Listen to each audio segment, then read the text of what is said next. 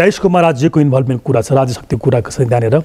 24 मा अपराध, देशद्रोह, राज्य विरुद्धको अपराध, सेडिसन, ट्रिजन सबै छ त्यहाँनिर।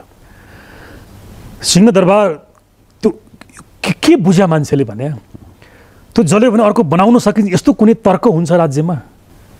सर्वोच्च अदालत, एउटा न्यायाधीश, एउटा वकिल अथवा कुनै व्यक्ति खराब होला, सर्वोच्च अदालत जल्यो त के भयो बनाउन यो कुनै तर्क हो? यो मान्छे जलेको, मान्छे मारिएको घटनामा त्यो भन्दा ठुलो अपराध मानिन्छ भने राज्य जलाउनलाई सरकारको सुरक्षा फौजले नागरिकलाई भुट्ने काम भन्दा सिंहदरबार जलाउने कुरा ठुलो हो? त्यो जस्टिफाइड हुँदैन भने देश के समाज भयो हाम्रो? कस्तो कुरा गर्नुहुन्छ भन्नु त? यदि तिमीले 23 गते मेरा मान्छे नमारिदिएको भए 24 गतेको घटना हुँदैन थियो। त्यसकारण 24 गतेको घटना मैले किन जिम्मा लिने भन्छ?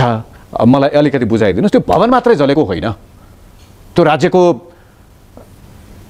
भावना जलेको हो, पहिचान जलेको हो, त्यति होइन वा त्योभन्दा ज्यादा सोभरेन्टी जलेको भने देशको सोभरेन्टी र इन्डिभिजुअलको इन्ट्रेस्ट कन्फ्लिक्ट भयो भने देशको सोभरेन्टी प्रिभेल गर्छ नि। कसरी? सिंहदरबार भने के भन्यो त्यो भने नेपालको सार्वभौम शक्ति होइन त्यो कुनै एबीसीडी व्यक्ति वा प्रधानमन्त्रीको त्यो निजी घर, प्रधानमन्त्रीको केही चिजहरू त्यो भन्ने गोठ हो? त्यो होइन। यो देशको सार्वभौम शक्ति, सार्वभौम सत्ता यो देश हो नि भने, यो देशको ताज हो नि त्यो सिंहदरबार भनेको चाहिँ।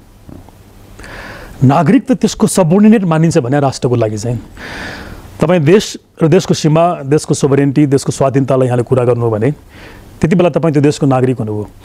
त्यो देशको अगाडि त्यो नागरिक भनेको देशको सबोर्डिनेट हुन्छ भने के देश चाहिँ सुप्रिम हुन्छ। नागरिक र देश कन्फ्लिक्ट भयो भने चाहिँ देश प्रिभेल गर्नुपर्छ कि नागरिक होइन? नागरिक प्रिभेल गर्दैन भने 24 गते त्यो कन्फ्लिक्ट भयो। त्यसैले 23 गते मलाई तिमीले यस्तो गर्यो, मैले सिंहदरबार जलाएँ त्यो भन्न मिल्दैन भने